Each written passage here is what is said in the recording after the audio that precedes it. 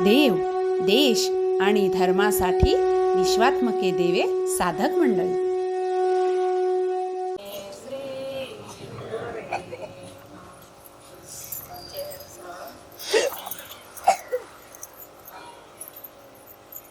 सुरुवातीचा अनुभव कसा होता? भीती वाटायची, काम करायला गेलं तरी भीती वाटायची, काय झाडाचं काम करलं तरी भीती वाटायची. आता कसं वाटतंय, आपण आता सहज जाऊन करूया. आधी सुरुवातीला आम्ही गोशाळेत काय झाडं लावताना तसंच वाटायचं, आणि आता मी कसं वाटतंय गोशाळेत जायचं असं वाटतंय. आणि आता गेलं ना मग सुरुवात कामाला, आता एवढं मोठं काम हे कधी व्हायचं असं वाटतंय सुरुवातीला. कारण आता बाबांनी सांगितले ज्ञान, योग, भक्ती आणि कर्म या चार बाजू अगदी मजबूत असायला पाहिजे, तरच ते ज्ञान समजणार आहे आम्हाला. ज्ञान बाबाकडून आम्ही सगळं घेतलं, ज्ञानच एवढं घेतलं, आणि योग आपल्याला काय झालाय नाही हे सद्गुरूलाच माहित आहे. आमचा योग झाला की नाही ते आम्ही काय सांगू शकत नाही. आणि योग झालाय आणि मग भक्ती कशी करायची, तेवढी देवपूजा करायची, तेवढी मर्यादेचं वाचन करायचं, पूजन करायचं, एवढीच भक्ती नव्हे. अणु रेणू एवढा पोकडा असा सगळ्यात देव भरलाय. मग आता गोशाळेत आम्ही गेलो, काम करताना कसं वाटतं सुरुवातीला लय असं भीती वाटते, आणि मागणं बघा सुरुवात करा, या सगळ्यांना बसूया करूया, मग सुरू केलं. काम कधी झालं आणि काम संपवून आम्ही सगळं आवरून तरी काम झालं. आता परवाचाच अनुभव सांगतो, रविवारचा. सुरुवात गेला 10 वाजता, माझ्या सुद्धा 10 वाजता एक सोयी 10 वाजता आलाय, वहिनी पण सगळ्या आल्या. 11 वाजता सगळी जमा झाली तर केवढा मोठा शेणाचा ढीग होता. निप्पाणीकर सोबतीला ते शेणाचा ढीग तिकडे तिने लावायला सगळं आपल्या आपल्याला ते काम काय सांगेल काय नाही कोणाला सुरू केलं.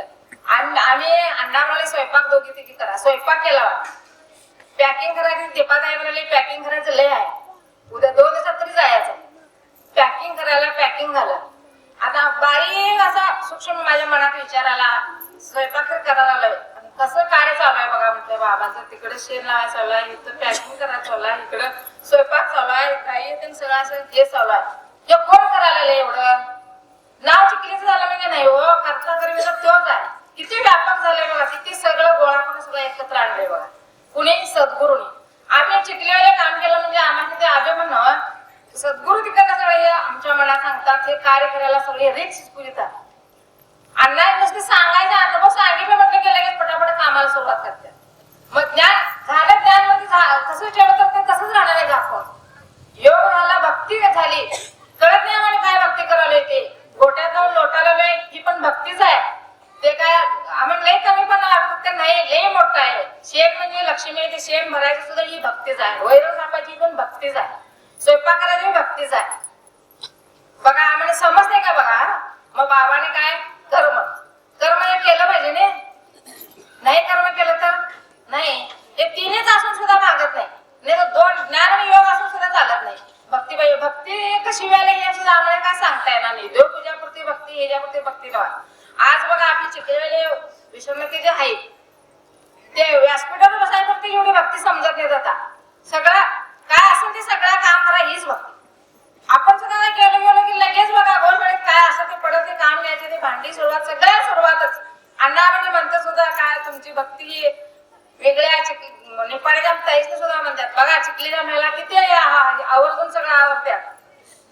म्हणजे हे कोणापासून मिळाले सांगा. त्या दिवशी मला एवढा अनुभव आला म्हणता की 4 बाजूने हे काम चालू आहे, आणि बरोबर 1ला म्हणजे जेवणाला सगळं तिकडलं काम झालं, पॅकिंग झालं, सगळं झालं, आणि जेवायला सगळी मंडळी बसली. 11ला तरी वहिनी आल्या. 2 तासात एवढं कसं झालं सांगा आता. आणि आता हे गोशाळेत झालं. आम्ही शेतात, आता आमच्या शेतात काम करतो, गडी माणसं आमच्याबरोबर सोबत असतात. बघा त्यांचं ते वेगळं त्यांची बोलणी ऐकायचं, त्यांचं काम करायचं. आपल्या शेतात काम करताना काम करून आलं ना घरात आलं की अगदी शीन येतोय. हात दुखा सुरू होते, पाय दुखा सुरू होते, काय आज लय ऊन लागलं काय. आणि गोशाळेत आलं काय रेग्युलर मग अनुभव कोणाचा आहे सांगा. मग जे तिथं उपस्थित जे महाग नाही बघा त्याच ते अनुभव होते. आम्ही आता बाहेर आपल्या नातेवाईकांना सांगा अनुभव समजत नाही. तुम्ही एवढं गोशाळेत नाही काम करून पहाटे 4 वाजता ताक करून महिला येत असा, आणि शेतात बी असता. होय बाय आम्हाला हेच काय समजत नाही बघा म्हटलं.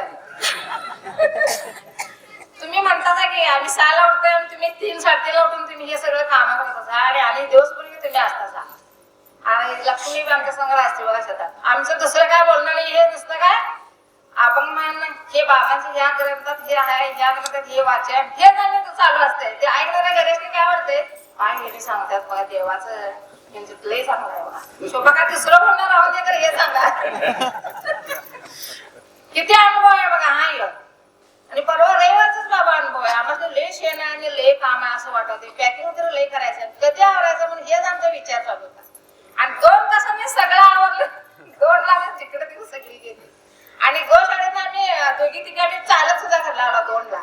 कुणाला गाडी आली तर थोडं विचार नाही काय नाही, सगळी शिकून सुद्धा पळाले आम्ही चालत घरला आलो. आणि एखादं शेताकडे जायचं असलं आणि यायचं असलं तर बघा आता जरा नंतर जाऊया, पाय दुखायला जाताच नंतर घरा शेताला जाऊया, गाडी येते तर जाऊया. खरं सांगण्यासारखं मी काय गले त्याला सांगत नाही. किती अनुभव असा बाबाने आमच्यासाठी तरी गोशाळा कुठला अनुभव आणि कुठलं काय, खरंच बाबाने आमच्यासाठी काय केलंय या तोंडानंतर आम्ही काय सांगू शकत नाही. आता बघा गाईचं दूध असू दे, गाईचं ताक असू दे, लोणी तूप असू दे, किती आनंदाने आम्ही सगळ्यांनी वाढताव खाताव. काय काय त्याला माप आहे सांगा. 1 ग्लास ताक प्यायचा काय, 2 ग्लास ताक प्यायचा आणि महाय काय. आमची गडी माणसं तरी आज शोभाकाच्या भांगला जायचा, ताकाची कितली मोठी द्या त्यात मसाला लावून गेल्यावर तरी आणि जरा चांगलंच. एवढा अनुभव येतो मग तसा माही सांगण्यासारखं काय हे सगळं. तर ज्ञान, योग, भक्ती आणि कर्म या चारही बाजू बाबाने आम्हाला अगदी भक्कम चालणे. एक बाजू जर त्यात कमी असली तर काही होणार नाही, चारही पण चांगल्या नाही. आता स्वयंपाक करायला झालं तर सुद्धा बघा सगळं चारही बाजूने सगळं असलं तरच स्वयंपाक चांगला होणार. जरा काय मीठ थोडं चटणी काय तर कमी असते झालं तर जरा घसरलं. तर तसं ज्ञान, योग, भक्ती आणि कर्म ही बरोबर असली तरच ते साधन. आणि आजपर्यंत जे आम्ही सांगितलं नाम घ्या म्हणणारी माणसं सुद्धा म्हणतात शोभाताई खरंच तुम्ही आम्हाला सांगत तसा खरं आहे. ह्यो अनुभव आता दुसरीकडे नाही बघ.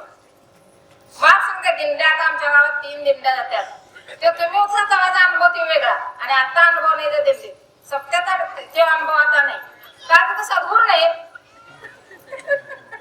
सद्गुरूचा किती आनंद. मग आम्ही सुद्धा म्हणतो होय आमच्यात आनंद आहे बघा गोशाळेत. आम्ही झाडं लावले तर गोशाळा आम्हाला आनंद आहे बघा. कारण आम्हाला काय वाटतच नाही हो.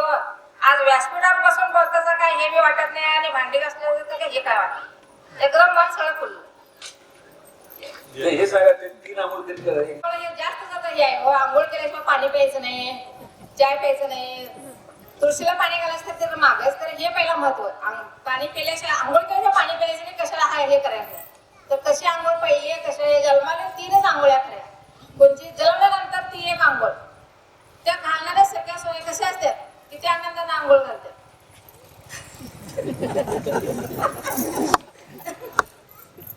ती आंघोळ एक जन्मल्यावर आणि लग्नाची आंघोळ आहे.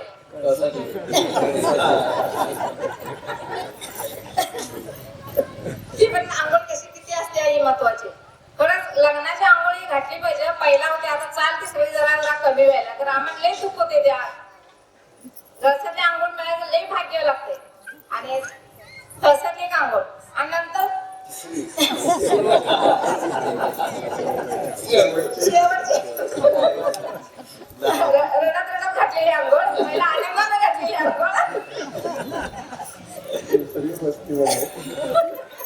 आणि दुसरी लग्नाची आणि तिसरी मरणाची. म्हणजे जन्मात 3च आंघोळ्या करायच्या. म्हणून आपल्या बाबांनी सुद्धा बघा आता आम्ही ह्याच्या आधी कसं आंघोळ करून भजनाला बसत होता.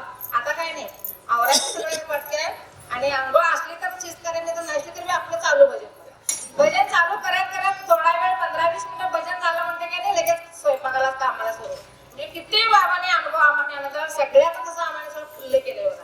हे असं बाबा कुठे विकत मिळणार नाही, कुठे अनुभव मिळणार नाही. भक्तीची आंघोळ केली की तिसरी आंघोळ नाहीये. काय सुरू करताय हे ठेवतोय तिसरी ती आंघोळ चुकवायचंय आपल्याला. भक्तीची आंघोळ कशी आहे चिंतन हे झालं पाहिजे. आपलं रोजचं चिंतन झालं तरच ते आपल्या आंघोळ करताना घाम आला पाहिजे. चिंतनला बसलं की आपल्याला स्वतःला घाम आला पाहिजे.